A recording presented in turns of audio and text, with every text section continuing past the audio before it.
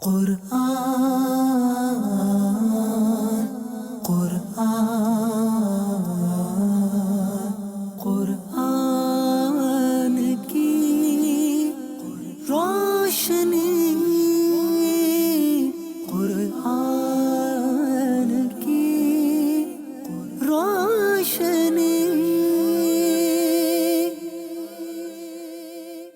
الحمد للہ رب العالمین والصلاة والسلام علی سید المرسلین، اما بعد فاعوذ باللہ من الشیطان الرجیم، بسم اللہ الرحمن الرحیم، الصلاة والسلام علیک یا رسول اللہ وعلی آلک واصحابک یا حبیب اللہ، الصلاة والسلام علیک یا نبی اللہ وعلی آلک واصحابک یا نور اللہ۔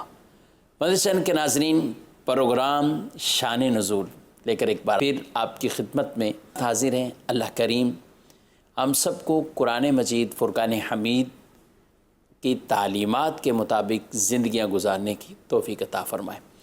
ابتداً درود پاک کی فضیلت ہمارے پیارے نبی صلی اللہ علیہ وآلہ وسلم ارشاد فرماتے ہیں، جمعرات کے دن 100 مرتبہ جو مجھ پر درود بھیجے، اللہ اسے تنگ دستی محتاجی سے محفوظ فرماتا ہے۔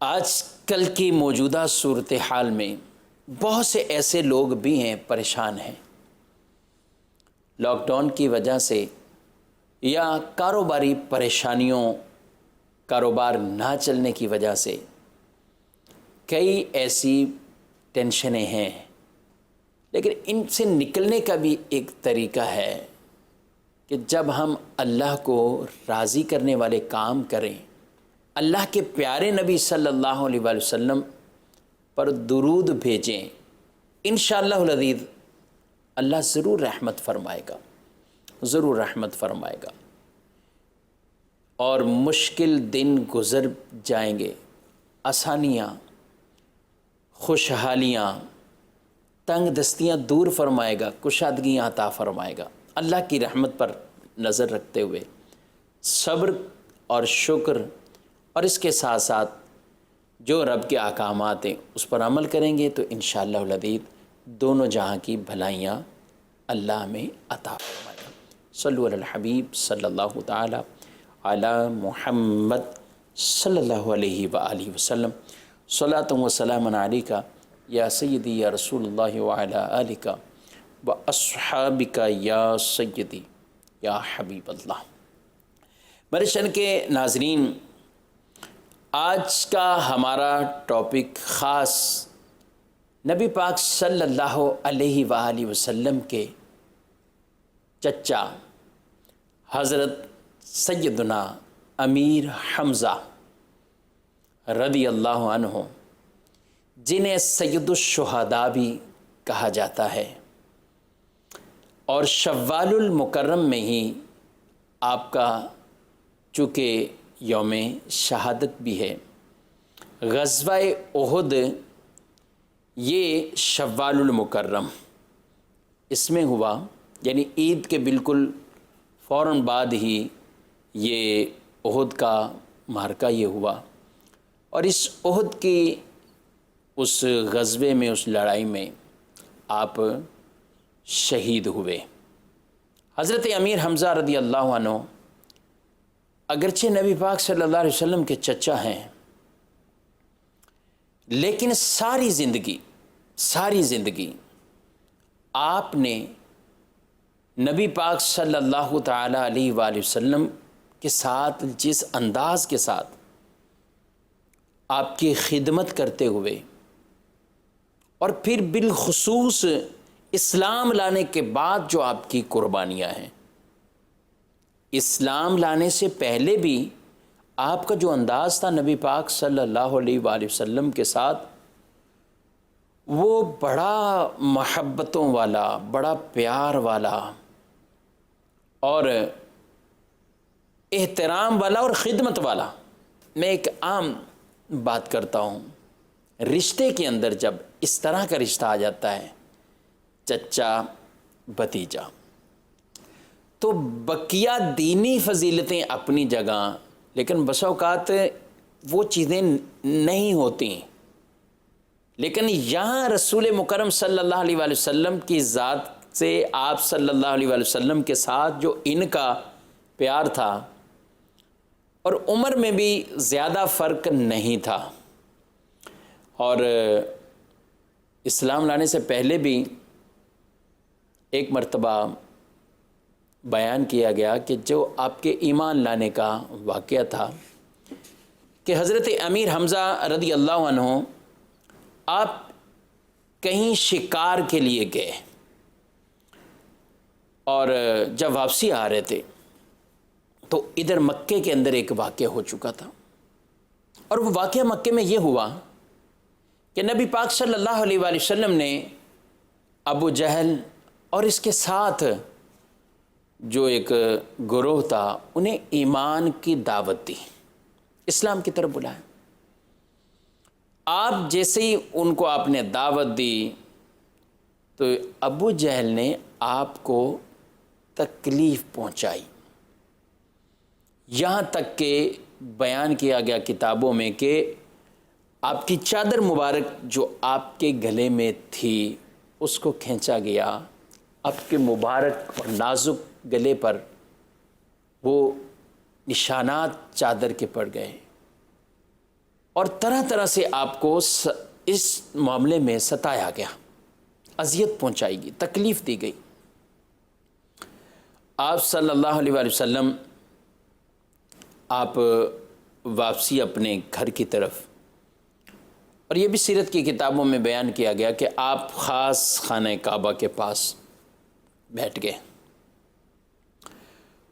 حضرت امیر حمزہ رضی اللہ عنہ آپ شکار سے واپسی آئے تو راستے میں کسی نے ان سے کہا کہ بڑے بہادر ہو، سب کچھ ہو، شکار کے بہت شوق ہیں، لیکن آج ہی آپ کے بھتیجے کے ساتھ جو کچھ مکے میں ہوا ہے اور انہیں جو تکلیف پہنچائی گئی ہے، یہ جب بتانے والے نے بتایا تو حضرت امیر حمزہ رضی اللہ عنہ اس وقت آپ مسلمان نہیں ہوئے تھے، لیکن جب یہ سنا تو آپ کو اپنے بھتیجے ہونے کے اعتبار سے، یعنی نبی پاک صلی اللہ علیہ وسلم کے چچا ہونے کے اعتبار سے، اور آپ صلی اللہ علیہ وسلم آپ کے بھتیجے ہیں، ایک دل میں وہ ایک محبت والا، پیار والا ایک انداز ہوتا ہے۔ تو میرے چینل کے ناظرین، آپ نے حضرت امیر حمزہ نے بڑے غصے میں اسی طرف رخ کیا جہاں ابو جہل بیٹھا ہوا تھا کہ میں اپنے بھتیجے کا بدلہ لوں گا، اور وہاں جا کر ابو جہل کے سر پر وہ جو آپ کے پاس شکار کے لیے ایک آلہ تھا سر پہ مارا اور زخمی کر دیا، اور آپ بڑے ناراض ہوئے کہ میرے بھتیجے کے ساتھ تم نے یہ معاملہ کیا۔ یہ پھر ساری جب ہوا معاملہ تو پھر آپ حضور علیہ السلام کے پاس پہنچے اور کہا کہ میں نے آپ کا بدلہ لے لیا ہے، آپ رنجیدہ نہ ہوں، میں نے آپ کا بدلہ لے لیا ہے، اور آپ اب خوش ہو جائیں، اب راضی ہو جائیں، یعنی آپ کو اطمینان پہنچ جائے، اب تسلی ہو جائے، اس طرح کی کچھ کلمات کہے۔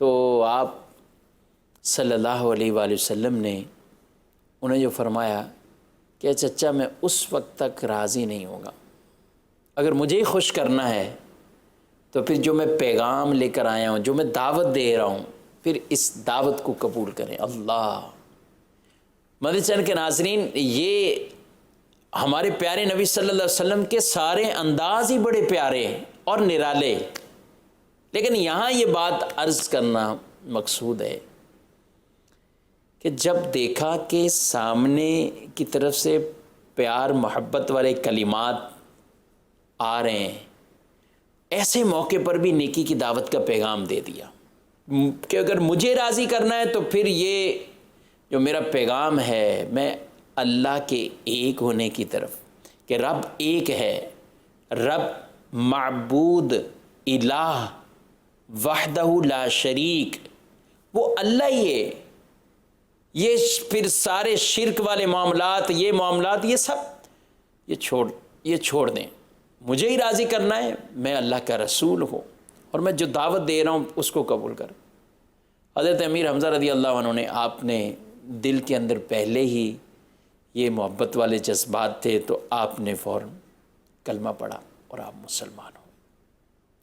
مسلمان ہو جاتے ہیں. اور یہ شہرت، یہ خبر مکے کے اندر پھیل جاتی ہے کہ امیر حمزہ مسلمان ہو گئے. اس وقت زیادہ تعداد میں مسلمان نہیں تھے. حضرت عمر رضی اللہ عنہ، ان سے بھی پہلے حضرت حمزہ رضی اللہ عنہ ایمان لا چکے تھے. پھر جب آپ نے ایمان اور اسلام کا اعلان کیا تو اب آپ کا اگلا مشن کیا تھا، اپنے بھتیجے یعنی ہمارے پیارے نبی صلی اللہ علیہ وآلہ وسلم، امام الانبیاء، سید الانبیاء، خاتم النبیین، جناب محمد رسول اللہ صلی اللہ علیہ وآلہ وسلم، ان کی خدمت، ان کی دشمنوں سے حفاظت کے لیے یہ اپنے آپ کو پھر اس طرح پیش کر دیا. یہاں تک کہ جب خبر لگی کہ عمر اس دار ارقم کی طرف آ رہے ہیں، اور ان کے بارے میں تھا کہ یہ تو اس گروہ کے ساتھ شامل ہیں کہ جو معاذ اللہ نبی پاک صلی اللہ علیہ وسلم کو شہید کرنا چاہتے ہیں، یا جو نبی پاک صلی اللہ علیہ وسلم کو قید کرنا چاہتے ہیں یا مکے سے نکالنا چاہتے ہیں، یہ اس گروہ میں ہیں. لیکن جب دیکھا کہ آ رہے دار ارقم کی طرف جہاں نبی پاک علیہ السلام تشریف فرماتے، تو پھر امیر حمزہ رضی اللہ عنہ تلوار لے کر اب دروازے پہ کھڑے ہو جاتے ہیں کہ عمر کا ارادہ اچھا ہے فابیہا، ورنہ پھر یہ معاملہ ہو. تو یہ پھر ساری زندگی حضور سے یہ پیار کا ان کا انداز رہا. یہ پس منظر کچھ میں نے سیرت کی کتابوں میں جس طرح بیان کیا گیا. اب آتے ہیں اس آیت کی طرف جو نازل اس وقت ہوئی کہ جب حضرت امیر حمزہ رضی اللہ عنہ اسلام لائے. اللہ رب العالمین قرآن پاک میں ارشاد فرماتا ہے، بسم اللہ الرحمن الرحیم، افمن شرح اللہ صدرہ للاسلام فہو علی نور من ربہ. ترجمہ، بلد جس شخص کا سینہ خدا نے اسلام کے لیے کھول دیا وہ اپنے پروردگار کی طرف سے روشنی پر ہے، یعنی نور پر ہے. مفسرین نے لکھا اس کے حوالے سے کہ حضرت علی رضی اللہ عنہ اور حضرت امیر حمزہ رضی اللہ عنہ، ان تمام کے لیے اس کو بیان کیا گیا، اور بطور خاص حضرت امیر حمزہ رضی اللہ عنہ کے بارے میں بیان کیا گیا کہ ان کا سینہ اللہ نے اسلام کے لیے کھول دیا، شرح صدر ہو گیا. اور جب شرح صدر ہوتا ہے، سینے میں، دل میں وہ اللہ کی طرف سے وہ ہدایت جب مل جاتی ہے تو وہ دل پھر کیا ہے، وہ تنگ دل نہیں ہے، وہ تاریک اور اندھیرے والا دل نہیں ہے، بلکہ رب اسے نور والا بنا دیتا ہے. اسے اسلام کا نور مل گیا، اسے ایمان کا نور مل گیا. تو یہ آیت مبارکہ اس پر یہ بیان کی گئی اور نازل ہوئی. اور پھر اللہ رب العالمین ارشاد فرماتا ہے، جس کا دل، جس کا سینہ اللہ نے اسلام کے لیے کھول دیا تو وہ اپنے رب کی طرف سے نور پر ہے. اس جیسا ہو جائے گا جو سنگ دل ہے تو خرابی ہے. جو سنگ دل ہے تو فرمایا تو خرابی ہے. ان کے لیے، کن کے لیے؟ جس کے دل اللہ کے ذکر کی طرف سے سخت ہو گئے اور وہ کھلی گمراہی میں، اس آیت مبارکہ کا جو مطلب بیان کیا گیا تفسیر صراط الجنان میں، قبلہ مفتی قاسم صاحب دامت برکاتہم عالیہ لکھتے ہیں اس آیت کا معنی یہ ہے، کیا وہ شخص جس کا سینہ اللہ نے اسلام کے لیے کھول دیا اور اسے حق قبول کرنے کی توفیق عطا فرمائی تو وہ اپنے رب کی طرف سے یقین اور ہدایت پر ہے، اور اس جیسا ہو جائے گا۔ کس جیسا؟ فرمایا جس کے دل پر اللہ تعالیٰ نے مور لگا دی تو وہ ہدایت قبول نہیں کرتا۔ یعنی ایک وہ کہ جو وہ دھتکارا گیا ہے، جس کے دل پر مہر لگا دی، ختم اللہ علی قلوبہم، قرآن میں اللہ نے فرمایا کہ ان کے دلوں پر مہر لگ گئی، ان کی آنکھوں پہ پردے پڑ گئے، ان کی سماعتیں چلی گئیں، ان میں حجاب ہیں، پردے ہیں، وہ سننے کے باوجود وہ بہرے ہیں، وہ دیکھنے کے باوجود وہ اندھے ہیں، وہ حق کو پہچاننے کے باوجود حق نہیں بولتے تو وہ گونگے ہیں، وہ گونگے ہیں۔ تو ایسے لوگ دل ان کے تنگ ہیں، دل کے اندر ہدایت کا نور جب نہیں ہوتا تو وہ دل کا بھی تنگ ہے، وہ سنگ دل ہے، وہ اللہ کے ذکر سے دور ہے، اور وہ گمراہی میں ہے، وہ بھٹکا ہوا ہے۔ لیکن جس کا سینہ اللہ کھول دیتا ہے، افمن شرح اللہ صدرہ للاسلام فہو علی نور من ربی، جس کا سینہ کھولتا ہے تو وہ رب کی طرف سے ایک نور پر اس کا دل ہوتا ہے، اس کا دل روشن ہو جاتا ہے۔ اللہ کریم ہم سب کے دلوں کو روشن فرما دے، ہمارے دلوں میں ایمان اسلام کا نور الحمدللہ ہے، اللہ اس نور میں اضافہ فرمائے، ہمارے دلوں کو منور رکھے، استقامت دے، ہمیشگی عطا فرمائے۔ ایک اور آیت مبارکہ میں اللہ رب العالمین ارشاد فرماتا ہے، فرمایا فَمَن يُرِدِ اللَّهُ أَن يَهْدِيَهُ يَشْرَحْ صَدْرَهُ لِلْإِسْلَامِ، اور جسے اللہ ہدایت دینا چاہتا ہے اس کا سینہ اسلام کے لیے کھول دیتا ہے۔ یہ کیا ہے؟ ہدایت من جانب اللہ، ہدایت یہ من جانب اللہ، کہ جسے اللہ چاہے ہدایت دینا اسے کوئی گمراہ نہیں کر سکتا، اور جسے رب وہ اپنی بارگاہ سے نکال دے، اس کو دھتکار دے، وہ اس کو گمراہ کر دے، اسے پر کوئی ہدایت نہیں دے سکتا، اسے کوئی ہدایت نہیں دے سکتا۔ تو ارشاد فرمایا کہ فَمَن يُرِدِ اللَّهُ أَن يَهْدِيَهُ يَشْرَحْ صَدْرَهُ لِلْإِسْلَامِ، جب اللہ ہدایت دینے کا ارادہ فرماتا ہے، چاہتا ہے، اس کا سینہ پھر کھول دیتا ہے۔ مدنی کے ناظرین، میں آپ کو ایک حدیث سناؤں، حضرت عبداللہ بن مسعود رضی اللہ عنہ بیان کرتے، رسول کریم صلی اللہ علیہ وآلہ وسلم نے جب یہ آیت افمن شرح اللہ صدرہ للاسلام تلاوت فرمائی تو صحابہ نے عرض کی، یا رسول اللہ صلی اللہ علیہ وآلہ وسلم، سینے کا کھلنا کس طرح ہوتا ہے؟ سینہ کس طرح کھلتا ہے؟ ارشاد فرمایا جب نور دل میں داخل ہوتا ہے تو پھر وہ سینہ اس کا کھل جاتا ہے، وہ کھل بھی جاتا ہے، وہ کھل بھی جاتا ہے، اور پھر کیا فرمایا؟ اس میں وسعت ہوتی ہے۔ صحابہ نے عرض کی، یا رسول اللہ صلی اللہ علیہ وآلہ وسلم، اس کی علامت کیا ہے؟ اس کی علامت کیا ہے؟ تو آپ صلی اللہ علیہ وآلہ وسلم نے فرمایا، علامت اس کی، یعنی کوئی بھی آدمی، آج میں اور آپ، ایک تو ہے ایمان کا نور، الحمدللہ مسلمان ہیں، الحمدللہ پیارے نبی صلی اللہ علیہ وسلم کے ہم غلام ہیں، اللہ اس غلامی پر ہمیں ہمیشگی عطا فرمائے، پختگی عطا فرمائے، استقامت عطا فرمائے۔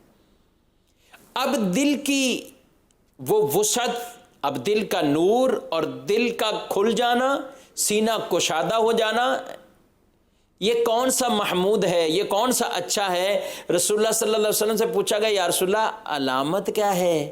تو آپ صلی اللہ علیہ وسلم نے فرمایا، ہمیشگی کے گھر، یعنی جنت کی طرف متوجہ رہنا، اور دھوکے کے گھر یعنی دنیا سے دور رہنا، اور فرمایا موت کے لیے اس کے آنے سے پہلے آمادہ ہونا، تیار ہونا۔ یہ اس کو کہیں گے، اس کا سینہ وہ واقعی کھل چکا ہے اور کھل بھی چکا ہے. ہمیشہ جس گھر میں رہنا ہے، اس لیے تو فرمایا وَسَارِعُوا إِلَىٰ مَغْفِرَةٍ مِّن رَبِّكُمْ وَجَنَّةٍ عَرْضُهَا السَّمَاوَاتُ وَالْأَرْضُ اُعِدَّتْ لِلْمُتَّقِينَ. اللہ نے یہی ارشاد فرمایا کوشش کرو، دوڑو. کس طرح دوڑو؟ فرمایا کوشش کرو، دوڑو اپنے رب کی مغفرت اور اس جنت کی طرف. اور وہ جنت اللہ اکبر جس کی چوڑائی فرمایا زمین آسمان سب اس میں سما جائیں. اور یہ متقین کے لیے ہے، یہ متقین کے لیے اللہ نے اس کو تیار فرمایا ہے. تو جب دل اس طرف لگا رہے، فرمایا وہ ہمیشہ گھر رہنے والا ہے اور یہ فنا ہونے والا ہے، ٹیمپریری ہے. یہ دنیا کے گھر کو بنانے کے لیے بڑی کوششیں کرتے ہیں، اور سچی بات تو یہ انسان بناتا بناتا دنیا سے چلا جاتا ہے. اس لیے فرمایا کئی گھر پورے بن جاتے ہیں، گھر میں رہنے والے کا ٹائم ختم ہو جاتا ہے، اس کا ٹائم ختم ہو گیا، گھر میں نہ رہ سکا. ہم لوگ کہتے رہتے ہیں، یہ میں کوئی ایسی بات نہیں کر رہا کہ جس سے آپ اتفاق نہیں کریں گے، اتفاق کریں گے. ساری زندگی کسی چیز میں لگاتے ہیں، زندگی کا ایک حصہ نوکری کی، ملازمت کی، کاروبار کیا، کسی طرف بھی مشغولیت رہی کہ پیسہ کمائیں. ٹھیک، رزق حلال کمانے اور اس کی تگ و دو میں رہنا، اس کی کوششیں کرنا، یہ بھی ثواب کے کام ہیں. لیکن ہمیں یہی فرمایا گیا کہ جتنا پھر یہاں رہنا ہے اس کے لیے کریں، اور جتنا وہاں ہے. اور یہ بھی فرما دیا وہ ہمیشہ ہے اور یہ فنا ہے، یہ فنا. تو پھر اتنی تیاری کریں اور اس ہمیشہ رہنے والے گھر کی طرف ادھر بھی پھر بڑھیں، تیاری کریں. تو میں عرض کر رہا تھا انسان بڑے مکان بناتا ہے، بڑی کوششیں کرتا ہے، بڑے بڑے محلات، 100 طرح کی پلاننگیں بناتا ہے. میرے گھر میں ہر سہولت والی چیز ہو، ہر طرح کے معاملات ہوں. ٹھیک ہے، اللہ نے آپ کو نوازا ہے، آپ کے پاس حلال پیسہ ہے، حلال روزی ہے، آپ بنا سکتے ہیں، آپ بنائیے. لیکن توجہ وہ اس آخرت کی تیاری کی طرف بھی ہو کہ یہ تو چند سال رہنے، آگے ہمیشہ رہنا، اس کی طرف بھی متوجہ ہوں. اور وہ دل، اس کا سینہ کھلا ہوا ہے جس کی توجہ آگے کے محل کی طرف ہو، جنت کی طرف اس کی توجہ لگی رہے. اللہ کریم ہمیں یہ عطا فرمائے. تو میں عرض کر رہا تھا یہ آیت مبارکہ اور اس کی کچھ جو ہے وہ شان نزول کے حوالے سے کہ جب نبی پاک علیہ السلام کے یہ چچا حضرت حمزہ رضی اللہ عنہ وہ ایمان لائے تو اللہ نے پھر یہ آیات مبارکہ نازل فرمائی. تفاسیر میں اس کو بیان کیا گیا. اچھا، پھر ان حضرت امیر حمزہ رضی اللہ عنہ ان کی زندگی ایک مکی زندگی تھی.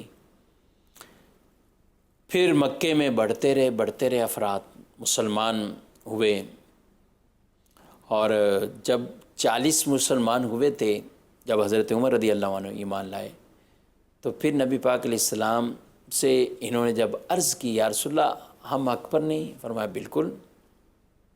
تو کہا پھر گھر میں کیوں چھپ کر نماز پڑھیں، خانہ کعبہ کے پاس جاتے ہیں.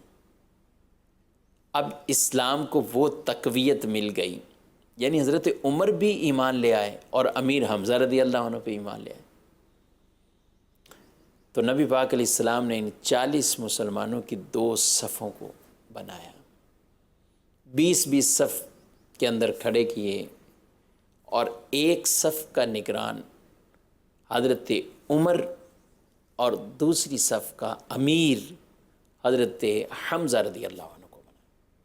اور یوں شان و شوکت کے ساتھ تھے 20 صف ایک صف میں، لیکن شان و شوکت ایسی تھی کہ مکے کے رہنے والے جتنے بھی کفار تھے ان کے دلوں پر ایک لرزہ طاری ہو گیا، ایک خوف کہ اسلام کو بہت بڑی تقویت مل گئی. اور پھر حضرت عمر رضی اللہ عنہ آپ جیسے شجاعت والے اور بہادر، جنہیں میرے پیارے نبی صلی اللہ علیہ وآلہ وسلم فرمائے کہ عمر کے سائے سے بھی شیطان بھاگتا ہے، اپنا راستہ بھی بدل لیتا ہے. عمر رضی اللہ عنہ کو یاد کرنا، ان کا ذکر کرنا، یہ نبی پاک علیہ السلام کے سچے غلاموں کی نشانی ہے. حضور علیہ السلام کے سارے صحابہ ہمارے سروں کے تاج ہیں. نبی پاک علیہ السلام کی اہل بیت اطہار وہ بھی ہمارے سروں کے تاج ہیں. اور نبی پاک کے اصحاب، یعنی ہم وہ کہ جو اہل بیت اطہار یعنی حضور علیہ السلام کے گھر والوں اور حضور کے اصحاب صلی اللہ علیہ وسلم، ان تمام سے محبت اور پیار والے ہمارے الحمدللہ اہل سنت کے یہ انداز ہیں. حضرت عمر کا ذکر ہو رضی اللہ عنہ، حضرت امیر حمزہ کا ذکر ہو رضی اللہ عنہ، حضرت علی کرم اللہ تعالی وجہہ الکریم کا ذکر ہو، یا اہل بیت اطہار رضی اللہ عنہم ان کا ذکر ہو، الحمدللہ بڑی محبتوں سے کیا جاتا ہے. یہ عمر رضی اللہ عنہ کا ذکر سے تو شیطان جو ہے وہ ان کے سائے سے بھی بھاگتا ہے، کہ سائے سے بھی بھاگتا ہے. ایمان والے وہ ان کی طرف بڑھتے ہیں. اہل جنت کا چراغ عمر کو فرمایا گیا ہے. جنت میں جو سردار ہوں گے وہ حضرت ابو بکر اور حضرت عمر رضی اللہ عنہما یہ ہوں گے. جنتی نوجوانوں کے سردار حسنین کریمین رضی اللہ عنہما یہ ہوں گے، جنہیں سیدہ شباب اہل جنہ فرمایا گیا. لیکن اس امت کے وہ لوگ جو ادھیڑ عمر والے ہوں گے، ان کے لیے جنت میں جن کو سردار بنایا، اور کنہوں نے بنایا؟ پیارے محبوب صلی اللہ علیہ وسلم نے بنایا، جو جنت کے وہ مالک جنت ہیں، وہ جسے چاہیں گے جو عطا فرمائیں. جب ان کی شفاعت سے، ان کے کہنے پر وہ رب کی بارگاہ میں سجدہ فرمائیں گے، اور ایسا طویل سجدہ ہوگا قیامت کے دن کہ اللہ فرمائے گا یا محمد ارفع راسک، اے محمد صلی اللہ علیہ وسلم سر اٹھائیے. اور پھر کیا کہا گیا؟ ارشاد فرمایا سل تعطا، مانگیے کیا مانگنا ہے عطا کیا جائے گا. واشفع تشفع، شفاعت کیجئے قبول فرمائی جائے گی. آپ شفاعت کریں قبول فرمائی جائے گی. جن کے کہنے پر، جن کے فرمانے پر کتنے جنت میں جائیں گے، کتنے جنت میں جائیں گے. اللہ اکبر. یہ ہیں پیارے نبی صلی اللہ علیہ وسلم. اور وہ جو یہ فرمائیں کہ میں اس وقت تک راضی نہیں ہوں گا، وَلَسَوْفَ يُعْطِيكَ رَبُّكَ فَتَرْضَىٰ، آیت مبارکہ نازل ہوئی کہ اللہ اتنا عطا فرمائے گا آپ راضی ہو جائیں گے. اور وہ فرمائے میں اس وقت تک راضی نہیں ہوں گا جب تک اپنے سارے امتیوں کو جنت میں نہ دوں، اپنے امتیوں کو بخشوانا دوں. یہ ہے مالک جنت ہے. ہمارا تو عقیدہ ہے، ایمان ہے، رب ہے معطی، یہ ہے قاسم. رب دینے والا ہے، یہ تقسیم فرمانے والے، یہ تقسیم فرمانے والے ہیں. تو جس کو جو ملا ہے وہ انہی کا صدقہ ہے. تو میں عرض کر رہا ہوں کہ حسنین کریمین کا مرتبہ مقام کہ جنت کے اندر جنتی جوانوں کے سردار انہیں پیارے نبی صلی اللہ علیہ وآلہ وسلم نے بیان فرمایا ہے. تو جنت کے اندر ادھیڑ عمر والے جو لوگ ہوں گے، ان کے سردار حضرت عمر اور حضرت ابو بکر صدیق رضی اللہ تعالی عنہما یہ ہوں گے. ادھیڑ عمر یعنی وہ جس عمر کے اندر آدمی اب بڑھاپے کی طرف جا رہا ہے. کئی ایسے ناظرین سن رہے ہوں گے تو جن کی عمریں یہ ہیں، جنت میں یہ حضرات ان کی وہ سرداری فرمائیں گے۔ الحمدللہ الحمدللہ، اللہ یہ انعامات اپنی رحمت سے ہمیں عطا فرمائے۔ تو میں عرض کرتا امیر حمزہ رضی اللہ عنہ پھر جب آپ ایمان لے کر آئے تو وہ مکی زندگی تھی یا اس کے بعد ہجرت کے بعد مدنی زندگی میں آپ نے ہمیشہ نبی پاک علیہ السلام کے ساتھ ایسا احترام، محبتوں والا، عقیدتوں والا اور خدمت والا انداز میں، بلکہ ان کے نبی پاک علیہ السلام انہیں کہا بھی کرتے تھے یا کاشف الکربات، پریشانیوں کو دور کرنے والے، اللہ کے رسول صلی اللہ علیہ وسلم کے چہرے پر خوشی لانے والے، ان کو مختلف انداز سے حضور علیہ السلام یاد کیا کرتے تھے۔ غزوہ احد میں ان کی شہادت ہوئی اور بیان کیا گیا کہ نبی پاک صلی اللہ علیہ وسلم اس وقت بہت آپ افسردہ ہوئے، بہت غمگین ہوئے، بلکہ آپ صلی اللہ علیہ وسلم روئے، اور یہ بھی بیان کیا گیا کہ اتنا روئے اور آپ کو غم پہنچا کہ اس سے پہلے ہم نے آپ کو ایسا غمگین نہیں دیکھا تھا، اس سے پہلے غمگین نہیں دیکھا تھا۔ اللہ رب العالمین نے پھر جو شہداء ہیں ان کی فضیلتوں کو بیان فرمایا اور ان کے بارے میں بھی آیات مبارکہ وہ نازل کی۔ ارشاد فرمایا وَلَا تَقُولُوا لِمَن يُقْتَلُ فِي سَبِيلِ اللَّهِ أَمْوَاتٌ بَلْ أَحْيَاءٌ وَلَكِن لَا تَشْعُرُونَ۔ ارشاد فرمایا اور جو اللہ کی راہ میں مارے جائیں انہیں مردہ نہ کہو، بلکہ وہ زندہ ہیں لیکن تمہیں اس کا شعور نہیں، وہ زندہ ہیں تمہیں اس کا شعور نہیں۔ اچھا، ایک اور آیت میں ایک تو ہے نا مردہ کہنے سے منع کیا، لا تقولوا قول سے نہ کہو، تو دوسری آیت میں فرمایا گیا وَلَا تَحْسَبَنَّ الَّذِينَ قُتِلُوا فِي سَبِيلِ اللَّهِ أَمْوَاتًا بل احیاء عند ربهم یرزقون۔ فرمایا انہیں مردہ گمان بھی نہ کرو۔ ایک تو ہے زبان سے نہیں بولنا، یہ تو ممانت ہے، لیکن اچھا زبان سے نہیں بولیں لیکن ذہن میں تو یہ بات آئے گی، شہید ہو چکا، جسم سے روح نکل گئی، سر جسم سے جدا ہو گیا، تو اب فوت ہو گیا نا، مردہ ہو گیا۔ اللہ نے فرمایا کہنا بھی نہیں ہے، اچھا چلو نہیں کہہ رہے، گمان بھی نہیں کرو، یہ مردہ نہیں ہے، یہ زندہ ہے، اللہ کے پاس زندہ ہے، اور انہیں رزق دیا جاتا ہے، اللہ نے انہیں، یہ زندہ بھی ہیں اور انہیں رزق دیا جاتا ہے۔ وہ شہداء اعلاء کلمت الحق، اللہ کا کلمہ بلند کرنے کے لیے جنہوں نے اپنی جان قربان کر دی، بلکہ جب حکم ہوتا تھا تو پھر ہر کوئی نکل آتا تھا۔ یہی غزوہ احد تھا۔ پیارے نبی صلی اللہ علیہ وآلہ وسلم نے اپنے اصحاب سے مشورہ بھی کیا کہ ہمیں کہاں ان کا مقابلہ کرنا چاہیے، کفار کا، جو مکے سے آ رہے تھے مدینے کی طرف لڑنے کے لیے۔